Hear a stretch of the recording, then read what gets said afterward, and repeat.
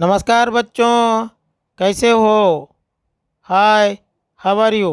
Hindi digital कक्षा में आपका स्वागत है। मैं हूँ इसके गौस पाशा। आप देख रहे हैं इसके Gaus Pasha Hindi learning YouTube channel. आज मैं 9वीं कक्षा का चौथा पाठ प्रकृति की सीख कविता पाठ को लेकर आपके सामने आया हूँ। चलो बच्चों, अब उन्मुखीकरण चित्र पर चर्चा करेंगे। अपने पुस्तक निकालिए और चित्र को देखिए। हाँ बच्चों, उन्मुखीकरण चित्र देखिए और निम्न प्रश्नों के उत्तर बोलिए। पहला प्रश्न, चित्र में क्या दिखाई दे रहा है? చిత్రంలో ఏం కనబడుతున్నాయి? उत्तर, चित्र में एक नौका सागर को पार कर रही है। इसमें दो आदमी हैं। చిత్రంలో ఒక పడవ సముద్రంలో వెళ్ళుచున్నది. పడవలో ఇద్దరు మనుషులు ఉన్నారు. दूसरा प्रश्न, वे क्या कर रहे हैं? వారు ఏం చేస్తున్నారు? वे जीवन यापन के लिए मछलियों को पकड़ते हुए गंभीर सागर को पार कर रहे हैं. వారు తన జీవిత యాపన కోసం చేపలు పట్టేటందుకు సముద్రం గంభీరమైన సముద్రాన్ని దాటుతున్నారు. అంటే కష్టాలను ఎదుర్కొంటూ ముందుకు సాగుతున్నారు. तीसरा प्रश्न, इससे क्या संदेश मिलता है?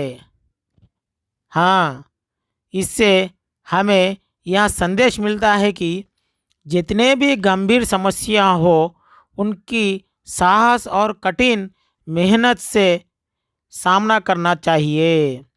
हाँ, ఈ చిత్రం ద్వారా మనకు ఏం సందేశం లభిస్తుందంటే, ఎంత కఠినమైన సమస్యలు వచ్చిన సాహసంతో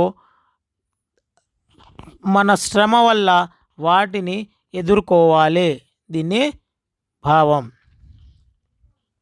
अब चलो पाठ का उद्देश्य को देखेंगे. प्रकृति की सीख पाठ का उद्देश्य यह है प्रेरणा पद कविताओं का संकलन कर उनका पठन करना, भाव समझना. ప్రేరణను కల్పించే కవితలను సేకరించి దానిని చదవాలి, దాని యొక్క భావాన్ని అర్థం చేసుకోవాలి. और प्रकृति के कण कण में कुछ ना कुछ संदेश छिपा होता है. ప్రకృతి యొక్క అణువు నుండి మనకు ఏదో ఒక సందేశం లభిస్తుంది. ये पर्वत, नदियाँ, झरने, पेड़ आदि हमसे कुछ कहते हैं. इनके संदेशों से हमें जीवन में सफल बन सकते हैं. ఈ పర్వతాలు, నదులు, సెలయేర్లు, చెట్లు మొదలగునవి మనతో ఏదో చెబుతాయి. వీటి సందేశంతో మనం మన జీవితాలను సఫలం చేసుకోవచ్చు. प्रकृति की सीख यह कविता पाठ है. इस कविता के कवि सोहनलाल द्विवेदी जी हैं. चलो सोहनलाल द्विवेदी का परिचय कर लेंगे. गांधीवादी रचनाओं के कवि माने जाने वाले सोहनलाल द्विवेदी का जन्म सन 1906 में हुआ. గాంధీవాది రచనలో చెప్పబడే సోహన్లాల్ ద్వివేది యొక్క జననం 1906లో జరిగింది. इनकी प्रमुख रचनाएं भैरवी, पूजा गीत, सेवाग्राम, प्रभाती, युगाधारा, कुणाल, चेतना, बांसुरी तथा बच्चों के लिए दूत बतासा आदि. ఇతని యొక్క ప్రముఖ రచనలు భైరవి, పూజాగీత్, సేవాగ్రామ్, ప్రభాతి, యుగాధార్, కునాల్, చేతన, భాన్సురి తథా పిల్లల కోసం దూత్ బతాసా మొదలగునవి. इनकी रचनाएं राष्ट्रीयता और मानवता की పరిచాయక है అంటే ఇతని యొక్క రచనలలో ఎక్కువ శాతం జాతీయ భావన మరియు మానవత్వం గురించి చెప్పబడతాయి। भारत सरकार ने सन 1969 में इन्हें पद्मश्री पुरस्कार से सम्मानित किया। భారత ప్రభుత్వం 1969లో इतनी पद्मश्री पुरस्कारों सम्मानिंचारू। इनका निधन सन 1988 में हुआ। इतनु 1988 चनिपोयाडू। कविता देखिए बच्चों, मैं पूरी कविता को एक बार गाऊंगा। पर्वत कहता शीश उठाकर तुम भी ऊंचे बन जाओ, सागर कहता है लहरा कर मन में गहराई लाओ। समझ रहे हो क्या कहती हैं, उठो उठो गिर कर तरल तरंग, भर लो अपने मन में मीठे मीठे मृदुल उमंग। पृथ्वी कहती धैर्य न छोड़ो, कितना ही हो सिर पर भार। नभ कहता है फैलो ये तेना, ढक लो तुम सारा संसार, सारा संसार। हाँ बच्चों, कविता पूरी गाई है ना। अब मैं इस कविता के पहले 4 पंक्तियों को पढ़ता हूँ और उसके भाव समझाता हूँ। देखिए, पर्वत कहता है शीश उठाकर तुम भी ऊंचे बन जाओ, सागर कहता है लहरा कर मन में गहराई लाओ। पर्वत कहता शीश उठाकर तुम भी ऊंचे बन जाओ, सागर कहता है लहरा कर मन में गहराई लाओ। इसका भावार्थ यह है कि पर्वत हमें कहता है कि तुम भी अपना सिर उठाकर मुझ जैसे ऊंचे बन जाओ। यानी इसका अर्थ है कि सब ऊंचा रहना और महान बनने को, अपने को महान बनने को कहता है। और सागर लहराते कहता है कि मैं जैसे गहरा हूँ वैसे तुम भी अपने मन गहरा और विशाल बनाओ, यानी तुम गहराई से सोचो कहकर कहते हैं। पर्वतालु मनतो ఇలా అంటున్నాయి, నీవు కూడా నా వలె తల ఎత్తుకొని ఎత్తుకు ఎదుగు, అంటే నువ్వు తన జీవితంలో గొప్పవాడివు అవు అని।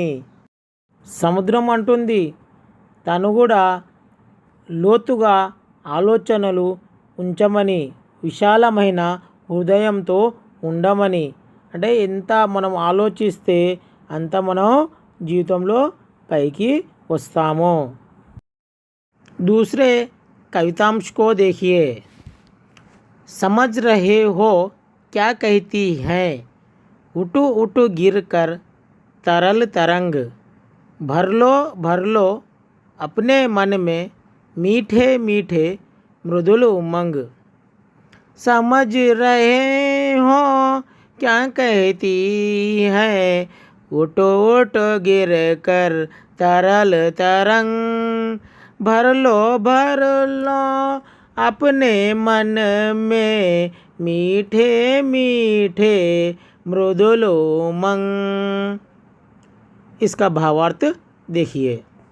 समुद्र के चंचल तरंग उठ उठ कर गिरते हैं। क्या तुम समझ सकते हो कि वे क्या कह रहे हैं? वे कहना चाहते हैं कि तुम भी उनके जैसे अपने दिल में मीठी और कोमल आशाएं भर लो।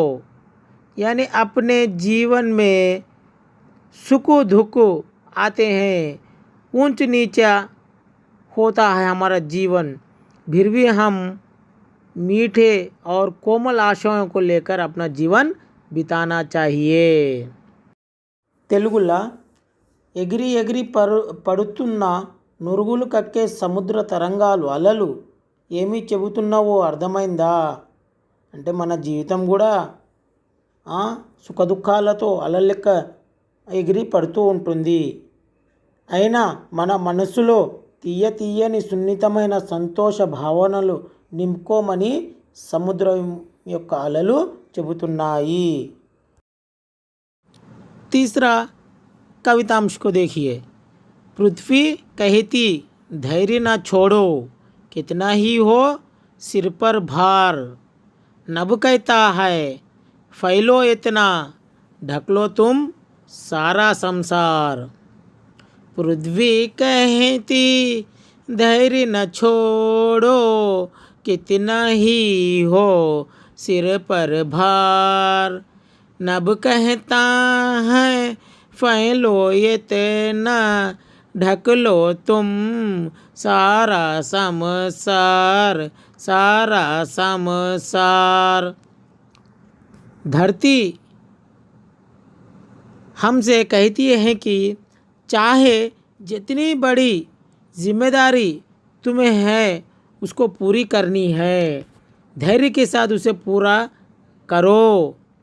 और आकाश कहता है कि मुझ जैसा पूरा फैलकर सारी दुनिया को ढक लो, माने महान बनकर सब पर अपना प्रभाव दिखाओ। పృథ్వీ మనతోని ఇలా అంటుంది, ఎంత పెద్ద బాధ్యత ఉన్నా కూడా నువ్వు దాన్ని ధైర్యంతో పూర్తి చెయ్యాలి. ఆకాశం అంటుంది, నువ్వు కూడా నా వల్ల మొత్తం ప్రపంచం వ్యాపించు. ఎలా అంటే గొప్పవాడిగా గొప్ప పేరు తెచ్చుకొని అందరి మీద ప్రభావాన్ని తీసుకొని రా, అంటే మొత్తం ప్రపంచాన్ని అలా వ్యాపించు అని అంటుంది. प्यारे बच्चे, अब इस कविता में आए कुछ कठिन शब्द के अर्थ को देखेंगे. ప్రియమైన విద్యార్థులారా, ఇప్పుడు ఈ కవితలో వచ్చిన కొన్ని కఠిన పదాలకు అర్థాలను తెలుసుకుందాం. పర్వత్, పహాడ్, పర్వతములు, మౌంటైన్స్. శీష్, సిర్, తల, హెడ్. సాగర్, సముద్రము, సీ. तरल, द्रव, प्रवाहम, फ्लो. मीठा, मधुर, तीयनी, स्वीट. उमंग, उत्साहము, జీల్. మృదుల్, కోమల్, మృదువైన, సాఫ్ట్. పృథ్వీ, धरती, भूमि, ఎర్త్. धैर्य, धीरज, धैर्यमो, कॉरेज. भार, बोझ, बरुవు, बर्डन. संसार, दुनिया, प्रपंचमो, वर्ल्ड. समझ, ख्याल, తెలివి, इंटेलेक्ट. ऊंचे, उन्नत, ఎత్తైన, हाइट. फैलना, व्याप्त करना, व्यापिंचुटा, टू स्प्रेड. ढकना, छिपाना, मूयुटा, टू कवर. हाँ बच्चों, अर्थिग्रहता प्रतिक्रिया में आ देखिए आप भाग को, इसमें 2 प्रश्न दिए गए हैं, वे आप अपने घरों के पास लिखिए. आ देखिए, कविता के आधार पर उचित क्रम दीजिए. కవిత ఆధారంగా సరైన క్రమంలో రాయాలి। 4 वाक्य दिए गए हैं।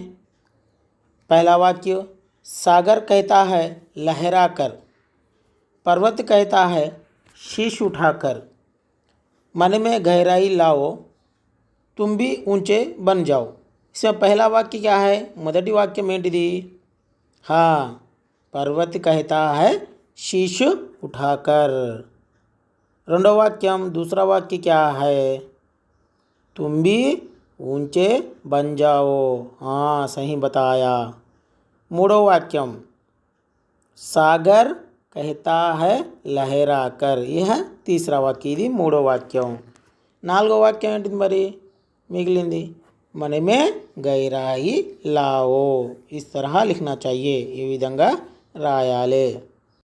ఈ प्रश्न देखिए, स्तंभ का को स्तंभ खा से जोड़िए और उसका भाव बताइए। కా భాగానికి ఖా భాగానికి జతపరచండి మరియు దాని భావం రాయండి। पहला वाक्य देखिए, पर्वत, फिर पर्वत क्या कहता है? ऊंचे बन जाओ। पर्वत कहता है ऊंचे बन जाओ। फिर इसका अर्थ क्या है, भाव क्या है? धैर्यवान बनना, हाँ, उन्नत पाना। क्या है उसका अर्थ? उन्नत पाना। दूसरा शब्द सागर, सागर क्या कहता है? गहराई लाओ। इसका भाव क्या है? गहराई भावों को रखना चाहिए, गहराई भावों को रखना चाहिए। तीसरा देखिए, तरंग, तरंग क्या कहता है? मन में उमंग भर लो, हृदय में उमंग भर लो। इसका भाव क्या है? उल्लास भरना। क्या करना? उल्लास भरना। और पृथ्वी क्या कहती है? हाँ, धैर्य न छोड़ो, पृथ्वी धैर्य न छोड़ो, यानी धैर्यवान बनना। क्या बनना चाहिए? धैर्यवान बनना चाहिए। नभ, नभ क्या कहता है? हाँ, ढक लो तुम सारा संसार। नभ क्या कहता है? ढक लो तुम सारा संसार, यानी हम संसार को फैल जाना चाहिए, यानी संसार में हमारा नाम फैल जाना चाहिए। इस तरह लिखना चाहिए। अब हम चलते हैं अभिव्यक्ति सृजनात्मकता। इसमें आ भाग में 3 प्रश्न दिए गए हैं, उन प्रश्नों को देखिए। पहला प्रश्न, पर्वत हमें सिर उठाकर जीने के लिए क्यों कह रहा होगा? పర్వతం మనం తల ఎత్తుకొని జీవించడానికి ఎందుకు అంటుంది? उत्तर देखिए, पर्वत हमेशा बड़े बड़े शिखरों के कारण ऊंचे रहते हैं। यदि हम अच्छे से अच्छे काम और बड़प्पन के कार्य करें तो हम भी उन्हीं की तरह दुनिया में आदर के साथ सिर उठा करके रहेंगे। हमारा जीवन उन्नत बनेगा, हम दुनिया में आदरणीय बनेंगे। इसलिए हम अच्छे अच्छे काम करते हुए पर्वतों के जैसे सिर खड़ा करके, यानी उठा कर रहने के लिए पर्वत ऐसा कह रहा होगा। दूसरा प्रश्न देखिए, विपत्तियों का सामना हमें कैसे करना चाहिए? उत्तर, धैर्य, समयस्फूर्ति, उपाय, साहस और सोच विचार के साथ हम विपत्तियों का सामना कर सकते हैं। हम पृथ्वी से धैर्य न छोड़ने की भावना को ग्रहण करके विपत्तियों का सामना कर सकेंगे। तीसरा प्रश्न देखिए, प्रकृति के अन्य तत्व जैसे नदियाँ, सूरज, पेड़ आदि हमें क्या सीख देते हैं? ప్రకృతిలోని ఉన్నటువంటి నదులు, సూర్యుడు, చెట్లు మనకు ఏం పాఠం నేర్పుతున్నాయి? उत्तर, प्रकृति के अन्य तत्व जैसे नदियाँ, सूरज, पेड़ आदि हमें ये सीख देते हैं। नदियाँ देखिए, नदियाँ निर्मल रहने, मीठे मीठे मृदुल उमंगों को तथा परोपकार की भावना का सीख देती हैं। सूरज देखिए, सूरज जगने और जगाने तथा सकल जीवों का आधार बनने का सीख देता है। सूरज हमें अंधकार को दूर करके प्रकाश को फैलाने का सीख भी देता है। पेड़ पेड़ हमें सदा परोपकारी बने रहने का सीख देते हैं। ई प्रश्न देखिए, कविता के भाव से सूक्तियाँ लिखिए। उत्तर, सूक्तियाँ इस तरह लिखना चाहिए। शीश उठाकर ऊंचे बनो, मन में गहराई लाओ, धैर्य ना छोड़ो, सारा संसार ढक लो, मन में मीठे मृदुल उमंग भर लो। इस तरह सूक्ति लिखना चाहिए। ई प्रश्न देखिए, नीचे दी गई पंक्तियों के आधार पर छोटी सी कविता लिखिए। కింద వేయబడిన వాక్యాల ఆధారంగా చిన్న కవితను రాయండి। హరియాలి कहती है, फिर हरियाली क्या कहती है? పచ్చదనం మనతో ఏముంటుంది? हरियाली कहती है जीवन में हरा भरा बनो। क्या बनो? हरा भरा बनो। महकते फूल कहते हैं నవ్వేటటువంటి పూలు అంటున్నాయి, ఏమంటున్నాయి? హస్తే హస్తే జీనా సీకో, నవ్వుతూ జీవితాన్ని గడపండి। చహచాహతే పక్షి కైతే హే, అల్లరి చేస్తూ నా పక్షులు అంటున్నాయి। क्या कहते हैं? हाँ, आपस में मिलजुल कर रहो। बहती नदियाँ कहती हैं, ప్రవహించే నదులు అంటున్నాయి, ఏమంటున్నాయి? బహతీ నదియా हमसे कहती है అవిరామ్ काम करते रहो, అవిశ్రాంతిగా పని చేస్తూ ఉండండి। भाषा की बात देखिए बच्चों, इसमें आप प्रश्न पाठ में आए पुनरुक्ति शब्द रेखांकित कीजिए और वाक्य में प्रयोग कीजिए। पहले पाठ में आए रेखांकित पुनरुक्ति शब्द देखिए। मीठी मीठी, उठू उठू, भर लो, ये क्या है? पुनरुक्ति शब्द हैं। इसको आप वाक्यों में प्रयोग कीजिए। आप प्रश्न देखिए भाषा की बात में, विपरीत अर्थ लिखिए। विपरीत मीनिंग्स विलोम शब्द, వ్యతిరేక పదాలు और वाक्यों में प्रयोग कीजिए। సొంత వాక్యాల్లో రాయాలి। एक उदाहरण दिया गया है, देखिए। न्याय अन्याय, हमें अन्याय का विरोध करना चाहिए। इस तरह वाक्य प्रयोग भी करना चाहिए। आप देखते हैं शब्द, धैर्य अधैर्य, हिंसा अहिंसा, शांति अशांति, यश अपयश, धर्म अधर्म, गौरव अगौरव, सत्य असत्य। इन विलोम शब्दों को आप वाक्यों में प्रयोग कीजिए। ई प्रश्न देखिए। ई प्रश्न, शब्दों के बीच अंतर समझिए और स्पष्ट कीजिए। ऐसे ही 3 शब्द लिखिए। పదాల మధ్య భేదాన్ని చూడండి, స్పష్టంగా అర్థం చేసుకోండి। ఇటువంటి పదాలను 3 రాయండి। గహరా गहराई, ऊंचा ऊंचाई, लंबा लंबाई, अच्छा अच्छाई। और 3 शब्द देखिए, बुरा बुराई, चौथा चौथाई, चौड़ा चौड़ाई। अब इधर बाजू में वाले देखिए। स्वतंत्र स्वतंत्रता, परतंत्र परतंत्रता, नैतिक नैतिकता, धार्मिक धार्मिकता। अभी 3 शब्द देखिए। पवित्र पवित्रता, विषम विषमता, व्याकुल व्याकुलता। इस तरह लिखना चाहिए। ई प्रश्न को देखिए भाषा की बात में। नीचे दिए गए शब्दों के साथ इक प्रत्यय जोड़कर लिखिए। కింద ఇవ్వబడిన పదాలకు ఇక్ ప్రత్యయాన్ని జోడించి రాయండి। वर्ष, इक प्रत्यय जोड़ने से वार्षिक। मास, इक प्रत्यय जोड़ने से मासिक। इतिहास, इसको इक प्रत्यय जोड़ने से ऐतिहासिक। लास्ट शब्द उपचार, इसको इक जोड़ने से औपचारिक, इस तरह लिखना चाहिए। तो बच्चों, मैं एक नए पाठ को लेकर फिर अगली कक्षा में फिर से मिलूँगा। तब तक के लिए धन्यवाद।